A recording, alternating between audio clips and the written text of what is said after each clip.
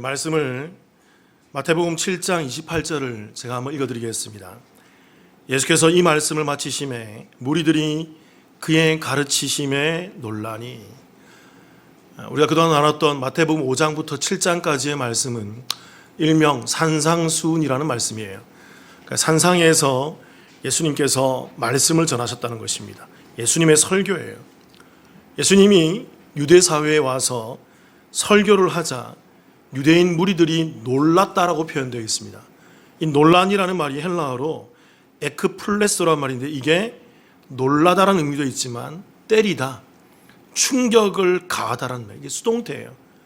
그래서 어떤 의미냐면 그들이 예수님의 말씀을 듣고 그들이 충격을 받은 거예요.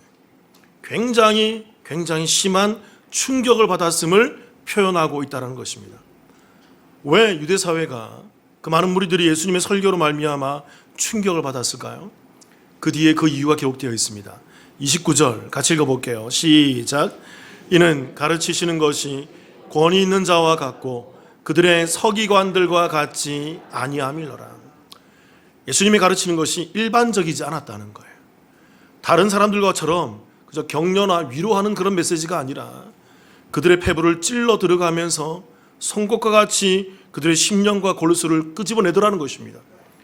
그런 권위와 그런 능력이 있더라는 거예요. 그리고 그 뒤에는 설명이 있죠. 그들의 누구와 같지 아니함이로라. 그들의 선생이었던 서기관들, 말씀을 기록하고 말씀을 연구하며 말씀을 가르치는 유대사회의 일반적인 선생들과 같은 가르침이 아니었다는 것입니다. 왜 그럴까요? 서기관들은 그저 무엇을 해라, 행위, doing에 관심이 있어서 너희들이 이 땅 가운데에서 하나님 자녀라 그러면 기도 많이 하고 헌금 많이 하고 봉사 많이 하고 금식 많이 하고 착한 일을 많이 해야 돼, 예배 잘 드려야 돼, 그런 행위에 초점을 맞춘 가르침이었다는 것입니다. 그러나 예수님은 그런 게 아니에요. 예수님은 being, 그 존재, 너희가 먼저 되어 있어야 한다는 것입니다. 너희가 먼저 하나님의 자녀로서 그 믿음을 갖추고 있어야 한다는 것입니다. 그 믿음 위에 나오는 기도, 그 믿음 위에 나오는 헌금, 그 믿음 위에 나오는 봉사, 그 믿음 위에 나오는 그 착한 일들이 의미가 있다라는 것입니다. 그래서 여러분, 산상수훈의 제일 첫 시작, 마태복음 5장 3절, 팔복 가운데 제1복 첫 번째가 무엇으로 시작합니까? 심령이 가난한 자가 복이 있다는 것입니다. 그게 성도의 자세라는 거예요. 예수 믿는다면요, 여러분, 제일 먼저 내 심령이 가난한 자리로 내려가셔야 돼요. 영적 파산, 푸토코스라고 그랬잖아요. 내 심령이 완전히 무너지고 예수가 아니면 안 되는 그 상태, 하나님이 아니면 안 되는 그 상태, 예수도 되고 나도 됩니다, 예수도 되고 세상도 됩니다, 그런 상태가 아니라 예수가 아니면 안 됩니다, 주님밖에 없습니다라는 그 영적 파산, 심령의 가난의 자세에 내려가야 되는 것입니다. 그들이 그 애통함 가운데에서 예수를 찾고 하나님을 찾기 시작해야 되는 거예요. 그래서 그들만이 그 상태에서 기도할 때 의미가 있는 거예요. 그들이 헌금 드리고 봉사할 때 의미가 있는 것입니다. 그들의 금식과 그들의 착한 일과 그들의 예배가 의미가 있는 거예요. 하나님을 경험하고 예수 믿는 존재로 먼저 나의 삶의 모습이 되어 있어야 하는 것입니다. 그래서 여러분, 이 산상수훈 설교가 결론으로서, 오늘 우리가 마지막 하지만 그 결론으로서 반석 위와 모래 위에 집을 짓는 것으로 결론을 내며 끝나는 것입니다. 둘 다 집을 짓는 행위라고요. 둘 다 좋은 집을 짓고 있다고요. 반석이든 모래 위든 집을 짓고 있습니다. 그러나 여러분, 그 차이는 어떻습니까? 그 기초에 따라서, 반석이냐 모래냐에 따라서 그 성패는 갈라지는 것입니다. 반석이냐 모래냐에 따라서 천국과 지옥으로 나눠지는 거예요. 똑같은 예배지만, 똑같은 행위지만 반석이냐 모래냐에 따라서 그 행위는 하늘과 땅 차이로 차이가 나는 것입니다. 반석이가 아니면, 예수 믿는 믿음 위가 아니면, 하나님을 제대로 믿는 그 영적 권위가 아니면, 예수를 믿는 믿음의 은혜 가운데 있는 그 믿음이 아니면 어떤 행위도 소용이 없어요. 어떤 예배도 소용이 없는 거라고요. 그렇다면 여러분, 이 반석이 의미하는 바가 구체적으로 무엇일까요? 마태복음 16장 16절부터 18절입니다. 제가 한번 읽어볼게요. 시몬 베드로가 대답하여 이르되 주는 그리스도시요 살아계신 하나님의 아들이시니이다. 예수께서 대답하여 이르시되 바요나 시몬아, 내가 복이 있도다. 이를 내게 알게 한 이는 혈육이 아니요 하늘에 계신 내 아버지시니라. 18절 같이 읽겠습니다. 시작. 또 내가 내게 이르노니 너는 베드로라. 내가 이 반석 위에 내 교회를 세우리니 음부의 권세가 이기지 못하리라. 18절에 얘기하죠. 내가 이 무엇 위에 교회를 세운다고요? 이 반석 위에.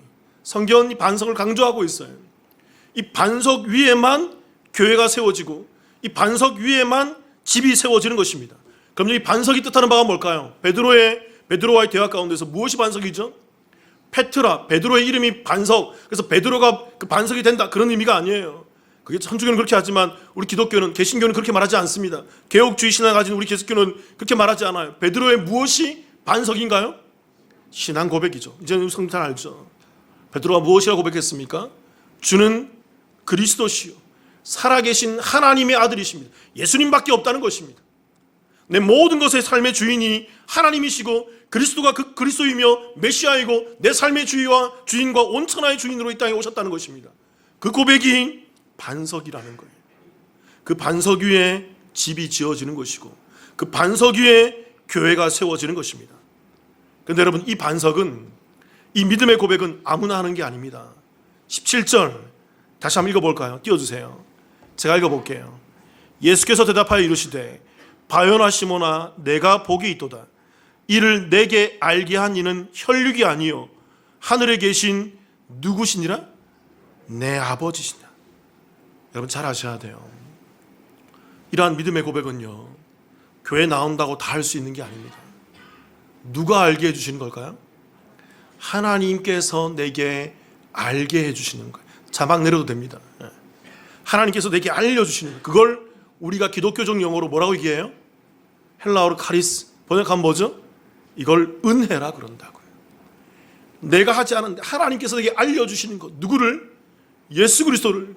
예수 그리스도가 나의 삶의 주인이고 내 모든 것입니다라는 그 은혜, 그 믿음을 내게 넣어주시는 것, 그걸 은혜 받았다라 그래요.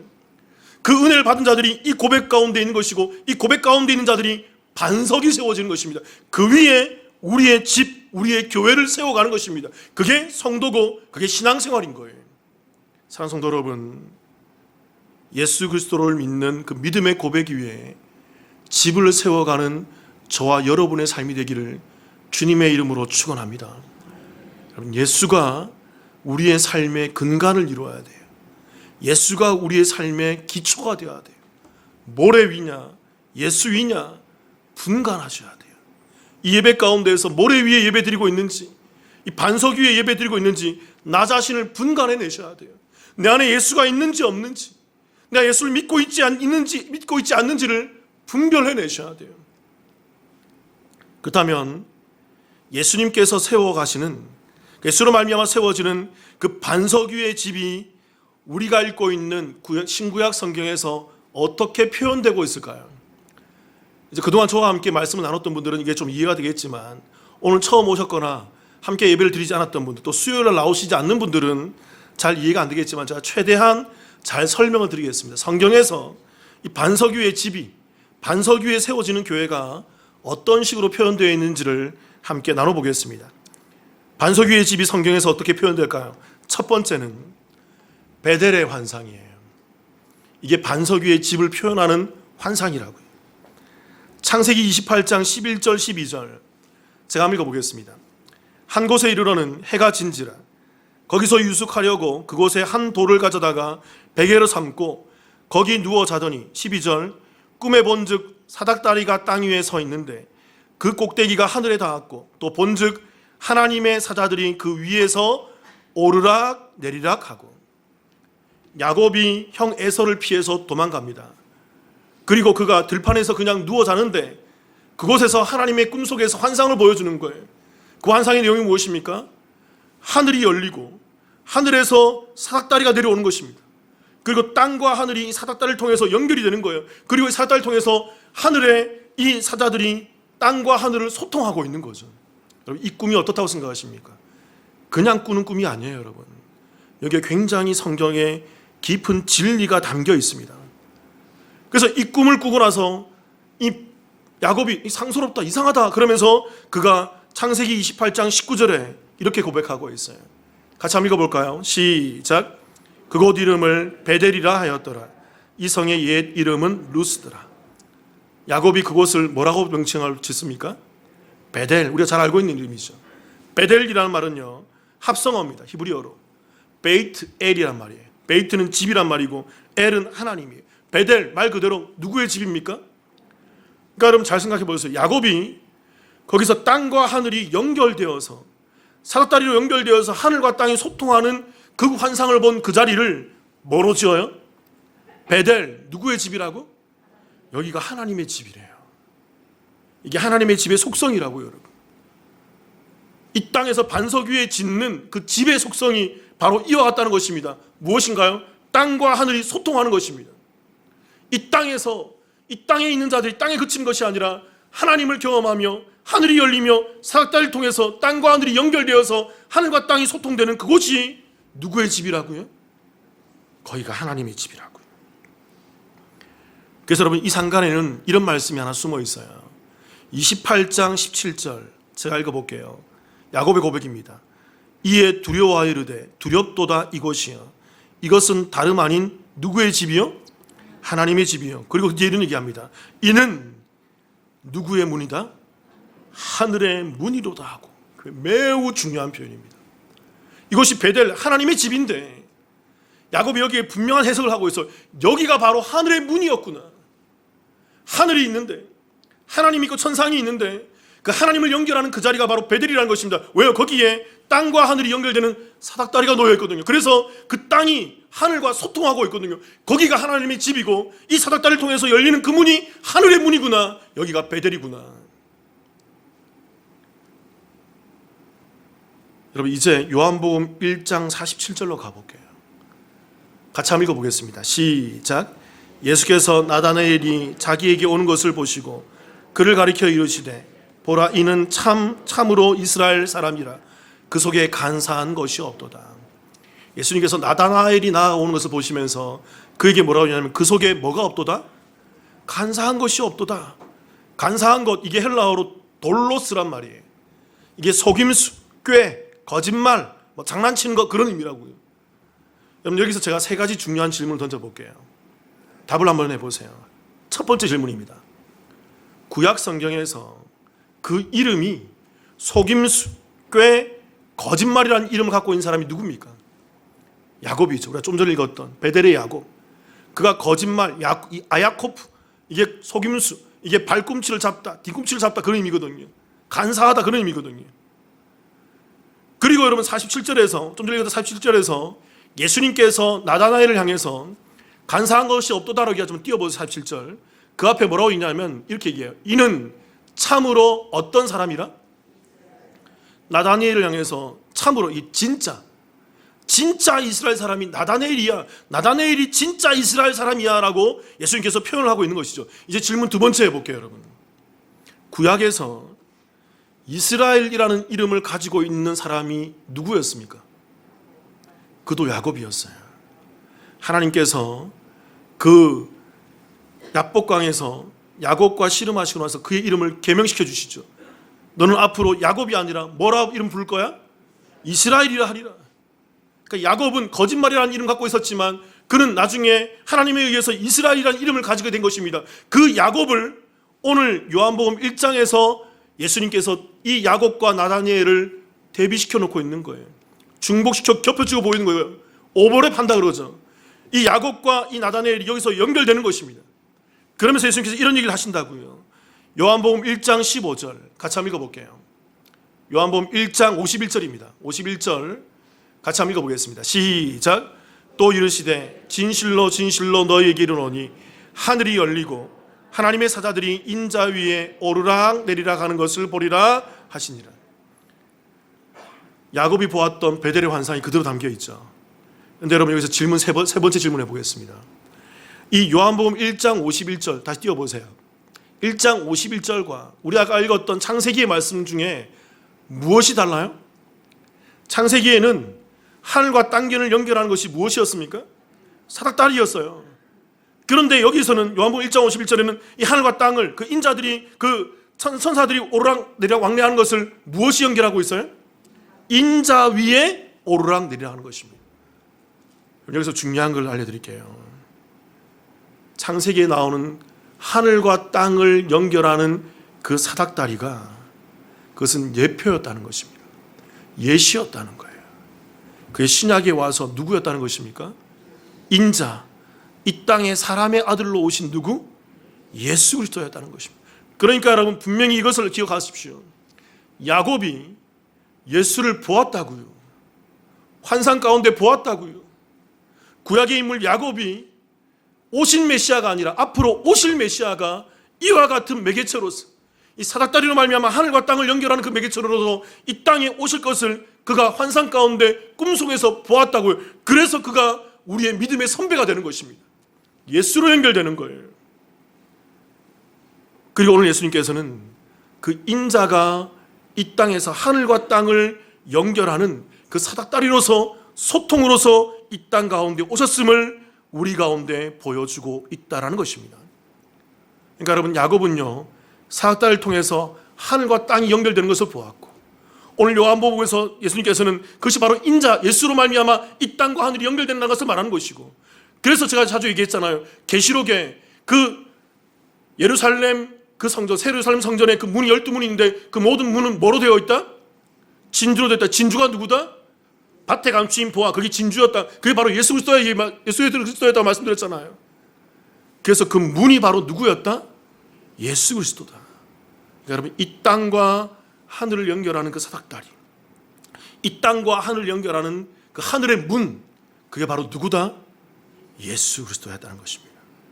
그러니까 여러분 베델의 환상은요 예수 그리스도를 통해서 이 땅에 세워지는 하나님의 집, 하나님의 나라, 하나님의 성전을 우리 가운데 보여주는 하나의 예표적인 그림이었다고요. 예수로 말미암아 이 땅과 하늘이 연결되어서 하나님의 집이 세워지는 것입니다. 그 반석이신 예수로 말미암아 이 땅의 성도들이 예수라는 문을 통과해서 하나님의 집을 반석 위에서 지어져 가는 것입니다. 그게 성도의 자리라고. 반석 위의 집이 성경에서 어떻게 표현되고 있을까요? 두 번째는 성막과 성전입니다. 레위기 26장 11절과 12절을 같이 한번 읽어보겠습니다. 함께 읽어볼게요. 시작. 내가 내 성막을 너희 중에 세우리니 내 마음이 너희를 싫어하지 아니할 것이며 나는 너희 중에 행하여 너희 하나님이 되고 너희는 내 백성이 될 것이니라. 하나님께서 11절에서 내가 내 성막을 너희 중에 세우리니, 이스라엘 지경 가운데 하나님께서 성막을 세우신다고 말씀드려요. 질문 드려볼게요. 또 하나, 하나님께서 이스라엘 중에, 이스라엘 그 안에 성막을 세우시는 이유가 뭘까요? 무엇 때문에 성막을 짓게 만들죠? 무엇 때문에 이스라엘 그 중심에 성막을 짓게 하는 걸까요? 그게 12절에 표현되어 있어요. 12절 띄워보세요. 나는 너희 중에 뭐하여? 행하기 위함인 것입니다. 하나님이 이스라엘 가운데 행하기 위해서 성막을 그 이스라엘 지경 가운데 제일 중심에 짓도록 하는 것이죠. 여기서 이 행하다란 말이 히브리어로 이게 할라크랍니다. 하라크. 이게 걷다, 함께 가다, 동행하다 그런 의미예요. 그러니까 여러분 성막은 이런 것입니다. 하나님께서 이스라엘 중심에 임재하시는 곳이고, 하나님은 그 성막 가운데 임하셔서 이스라엘과 함께 뭐 할까요? 걸어가는 거예요. 함께 이스라엘과 함께 거니시는 장소가 바로 어디라고요? 그게 바로 성막이라고요. 간단히 얘기하면 그 성막이 하나님이 머무시는 곳이고, 머무시는 곳이기 때문에 뭐가 되는 거예요? 하나님의 베델, 하나님의 집이 되는 거예요. 기억하십시오. 여러분, 성막은 하나님의 집이에요. 하나님이 머무시는 곳이라고요. 그리고 이러한 표현이, 이 거닐다, 행하다라는 표현이 에덴 동산에도 나옵니다. 잘 연결하셔야 돼요, 여러분. 창세기 3장 8절입니다. 제가 읽어볼게요. 그들이 그날 바람이 불 때 동산에 거니시는 여호와 하나님의 소리를 듣고 아담과 그의 아내가 여호와 하나님의 낯을 피하여 동산 나무 사이에 숨은지라. 에덴 동산의 한 단면을 보여줍니다. 에덴 동산에서는 하나님께서 그곳에서 뭐 했다고요? 거니셨다고요. 이 거니시다라는 단어가 히브리어로 뭘까요? 좀 전에 읽었던 이게 바로 하라크예요. 걷다, 함께 가다. 근데 여기서는 분사로 표현되어 있어요. 하나님께서 계속, 자주, 지속적으로 여기서 계속 거니셨음을 우리 가운데 표현해주고 있다는 거죠. 왜 하나님께서 에덴 동산에서 계속 머무시면서 지속적으로 거느렸을까요? 에덴 동산이 뭐기 때문에?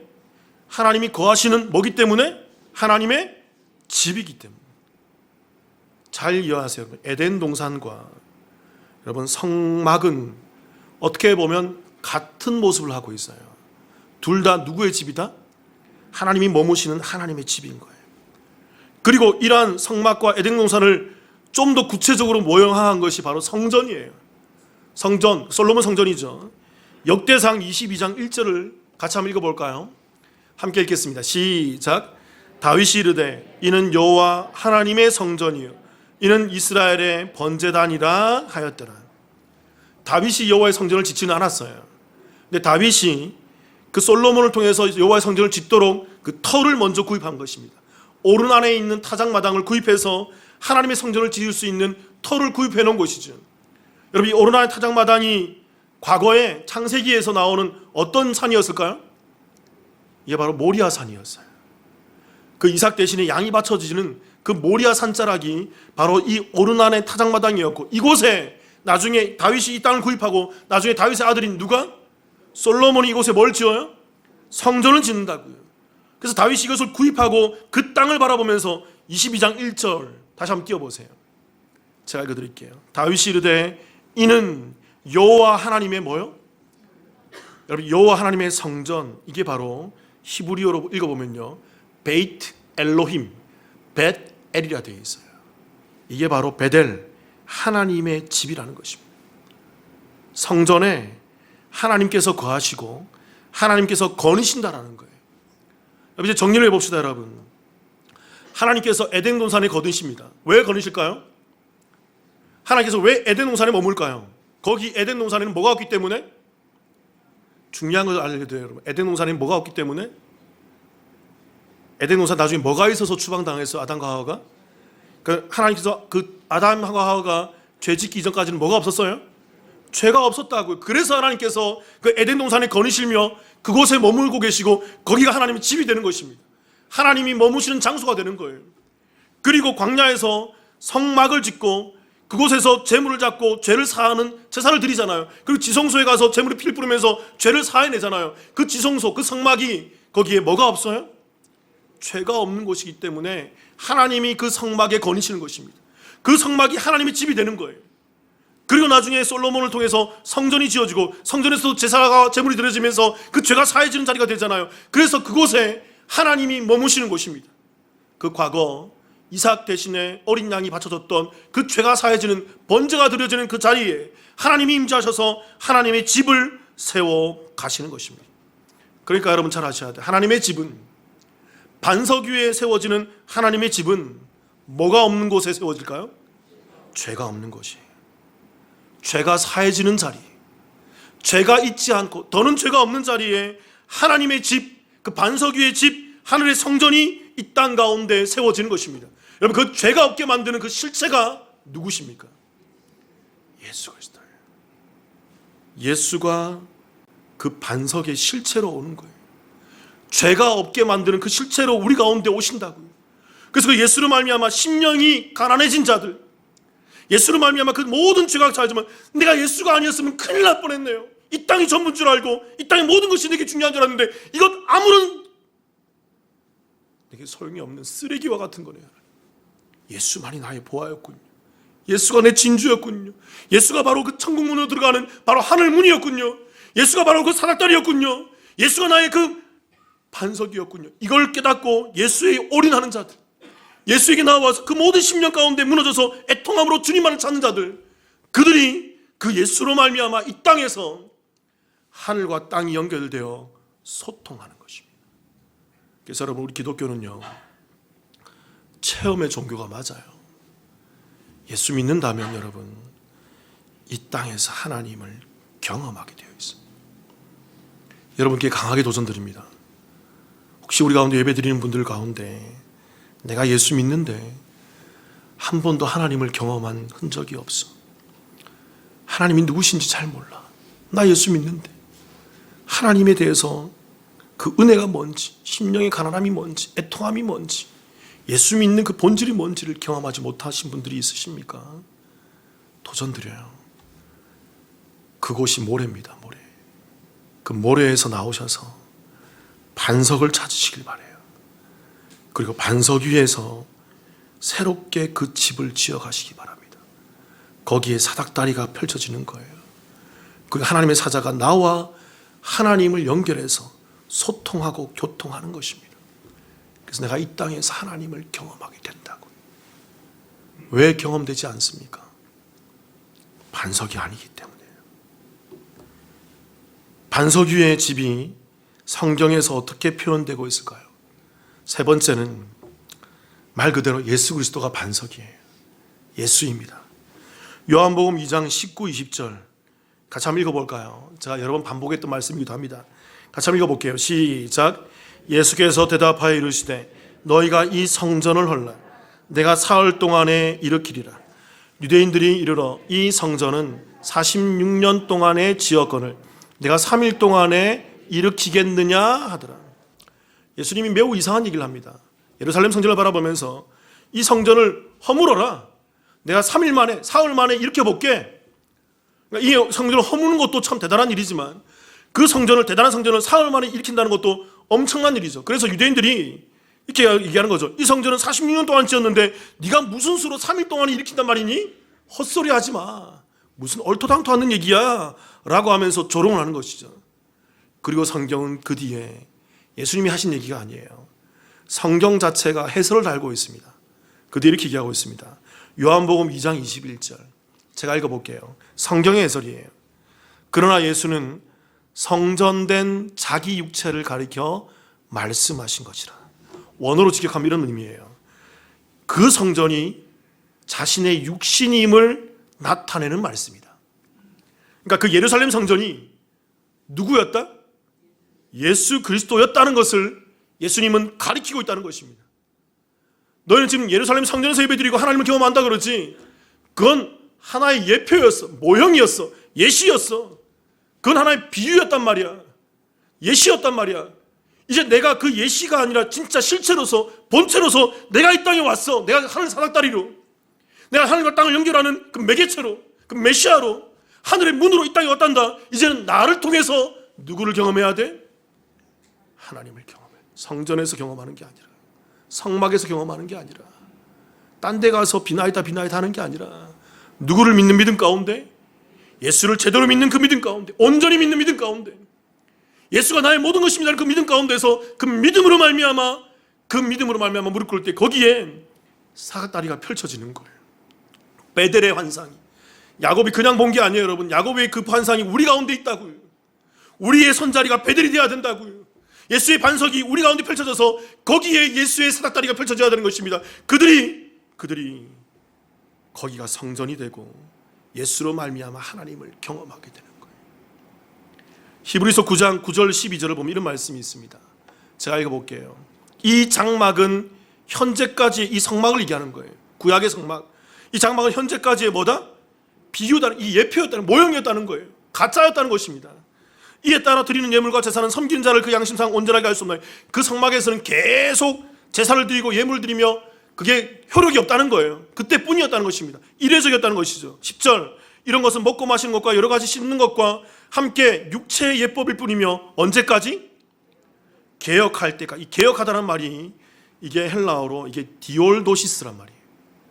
이 말이 회복, 바로잡음, 온전함, 그런 의미예요. 그 장막은 예표였고 비유였기 때문에 그 온전함이 올 때까지 장막이 필요했지만 이제는 이 땅에 그 온전함 누가 왔단다? 예수가 왔다는 것입니다. 이게 개혁되었다는, 그래서 우리가 개혁주의라고요. 여러분, 개혁주의 교회가 예수의 신앙의 본의를 찾는 것이 개혁주의 신앙인 것입니다. 세상이 아니고 행위가 아니고 어떤 예식이 아니라 예수로 말미암아 찾아가는 자들. 11절 12절 같이 한번 읽어볼까요? 11, 12절 시작. 그리스도께서는 장래 좋은 일의 대세상으로 오사 손으로 짓지 아니한 것 곧 이 창조에 속하지 아니한 더 크고 온전한 장막으로 말미암아 12절 염소와 송아지의 피로 하지 아니하고 오직 자기의 피로 영원한 속죄를 이루사 단번에 성소에 들어가셔. 예수로 말미암아 이제는 송아지나 염소의 피가 아니라 그 구약의 장막이나 성전에서 드려지는 그런 제사가 아니라 예수로 말미암아 예수 그리스도의 보혈의 피로 말미암아 단번에 영원히 영단번 영원히 그 단 한 번으로 말미암아 하나님의 전인 성소로 들어가 버리게 만드는 것이죠. 그 예수가 사닥다리라는 것입니다. 그 예수가 반석으로 하늘의 문을 여는 진주의 문이라는 거예요. 그래서 오늘 예수님께서 요한복음 2장에서 그 성전을 보면서 성전을 허물어라 얘기하는 거예요. 유대인들은 모른다고요, 여러분. 이게 무슨 말인지. 우리 가운데 이런 분들이 이게 무슨 말인지 모르는 분들이 있을 거예요. 예수님은 얘기하는 거예요. 저 성전을 허물, 저건 가짜야. 이제 내가 성전으로 왔어. 하나님의 집으로 왔어. 내가 그 하늘 사닥다리로 왔어. 내가 그 반석으로 왔어. 이제 나를 통해야만 그 베델을 경험할 거야. 이제 나를 통하여만 하나님의 성전을 경험하게 될 거야. 나를 통해야만 너희가 이 땅에서 하나님을 경험할 수 있게 될 거야. 저와 여러분이 하나님을 경험하지 못하는 이유, 우리 남북교회에 있는 성도님들이 하나님을 경험하지 못하는 이유가 뭘까요, 여러분? 딱 하나밖에 없어요. 예수가 반석이 되지 못하기 때문입니다. 예수가 내 삶의 반석이지 않기 때문이에요. 요한복음 1장 14절을 한번 읽어볼게요, 여러분. 같이 한번 읽어보겠습니다. 시작. 말씀이 육신이 되어 우리 가운데 거하심에 우리가 그의 영광을 보니 아버지의 독생자의 영광이요 은혜와 진리가 충만한. 성경은 분명히 얘기해요. 이제 이런 거 다 이해하면 이런 것들이 이해가 된다고. 이런 한 구절의 말씀이 쫙 이해가 된다고요. 말씀이 우리 가운데 육신으로 왔다는, 누굽니까 이분이? 예수님. 그래서 성경이 이런 표현 쓰는 거예요. 말씀이 육신이 되어 우리 가운데 뭐 하심에? 이 거하심이라는 단어가 이게 헬라어로 스케노란 말이에요. 이게 일반적인 표현이 아니고 이게 뭐냐면 천막을 치다, 장막을 치다. 구약에서 성막을 칠 때 이 단어가 쓰인다고요. 스케노, 이 단어가. 그러니까 예수님께서 이 땅에 성막으로 오신 거예요.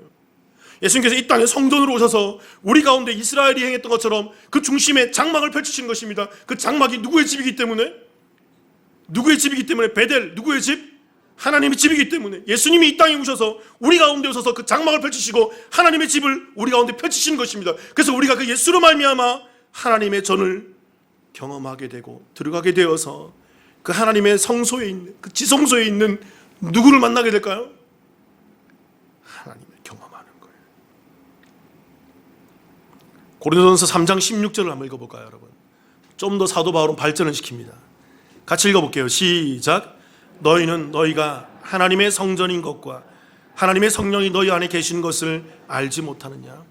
이제 이런 말씀들이 이제 짝짝 연결되면서 이해가 될 거예요. 다시 띄워보세요. 사도 바울이 얘기해요. 너희는 너희가 하나님의 무엇인 것과, 너희가 누굽니까? 너희가 어떤 무리죠? 저와 여러분이에요. 성도들이에요. 예수를 믿는다고 자처하는 그 성도들. 너희가 성도라면 너희들이 하나님의 뭐다? 그러니까 그 에덴 동산, 하나님의 집이었던 성막, 성전, 예수 그리스도, 그 성전이 이제는 예수 그리스도로 말미암아 누구까지 이어져요? 저와 여러분이 누구? 성도들이 하나님의 성전이라 그래요. 왜 그럴까요, 여러분? 왜 성도가 하나님의 성전이 될까요?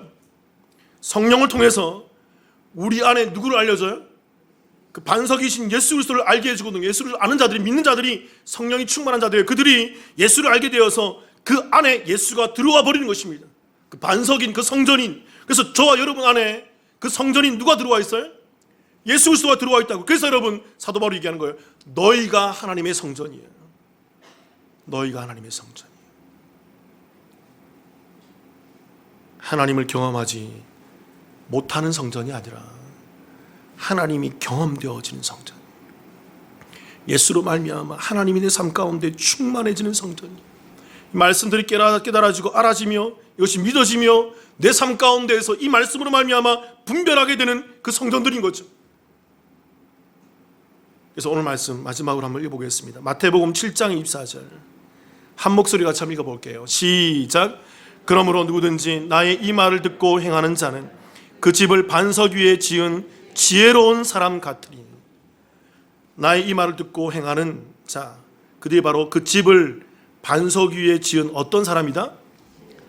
성경이 말하는 지혜가 뭘까요? 그저 IQ가 뛰어나고 EQ가 뛰어나고 감성이 뛰어나고 그런 게 아니에요. 그게 성경이 말하는 지혜가 아니라고요. 둔해도 바보 같아도 어리석어도 뭔가 염색체가 모자라서 하나 모자라서 뭔가 띵해도 여러분 우리 안에 뭔가 좀 부족한 것이 있다 하더라도 누구를 아는 자들? 예수 그리스도 아는 자를 성경은 지혜로운 자라 그래요. 그들이 지혜롭다고 얘기한다고요. 그들이 누구를 아는 지혜로움으로? 예수를 아는 지혜로 말미암아 예수가 그들의 반석이 되고 그 반석이신 예수 위에서 그 집을 지어가고 성전을 지어가며 이 땅에서 하늘을 경험하는 사닥다리가 놓여져 있는 자들이거든요. 그들이 야곱이고 그들이 이스라엘인 것입니다. 사랑하는 성도 여러분, 저와 여러분이 그저 이 자리에서 예배 드렸다라는 그 종교적 행위로 만족하는 성도가 되지 않기를 바랍니다. 헌금 드렸다고 내가 오늘 헌금 드려 이만큼 했다, 나 이만큼 봉사했다, 이만큼 했다, 그런 걸로 나의 의를 삼는 바리새인들이 되지 않기를 원합니다. 그게 비판이라고요. 그게 비난이라고요. 그게 눈에 들보라고요. 내 안에 있는 누구를 바라봐야 돼요? 예수 그리스도를 바라보고 예수를 믿는 믿음 가운데에서 제대로 서시는 참으로 신실한 하나님의 성전이시기를 주님의 이름으로 축원합니다. 여러분, 그 예수 그리스도가 내 안에 들어오고 내가 성전이 된다 그러면 그때부터는 여러분 내 안에 자발적인 순종이 나와요. 예배가 나오는 것입니다. 기도가 나오는 거예요. 봉사가 나오고 그 하나님의 일들이 나오는 것입니다. 주일만 나오는 것이 아니라 언제도 나와요? 언제도 나올까요? 전 새벽 기도는 강조하지는 않습니다. 수요일도 나오는 거예요. 제발 여러분, 자, 여러분께 뭐 금요신나 나와라. 저는 금요신나에 대한 가치도 별로 없고요. 뭐 새벽 기도 저는 그렇게 강조하지 않아요. 근데 여러분, 주일과 수요일은 나옵시다. 이제 오늘 사무처리하는데 우리 교회 재직분들 도전드립니다. 무엇이 재직입니까? 무엇이 교회 근간을 이루는 직분자들일까요? 주일날 한 번 나오는 걸로요? 그걸로 안 되는 거예요, 여러분. 우리 교회 청년들도 수요일날 나와요. 요즘에 우리 교회 학생들이 수요일날 나와요, 여러분. 중학교 학생이. 부끄럽지 않을까요, 여러분? 우리 교회 재직분들, 수요일날 나오지 않는 재직분들, 도전드립니다, 여러분. 이제 1월 마지막입니다. 우리 안에 무너져가는 성전을 회복하는 저와 여러분의 삶이 되기를 주님의 이름으로 축원합니다. 예수로 말미암아 내 안에 성전이 채워지고 하나님 말씀을 기뻐하며 예배하는 기쁨을 누리시는 저와 여러분, 우리 남북교회가 되기를 주님의 이름으로 축원합니다. 아멘. 아멘 하신 분들은 다 수요일날 나오실 줄로 믿습니다. 함께 기도하시겠습니다.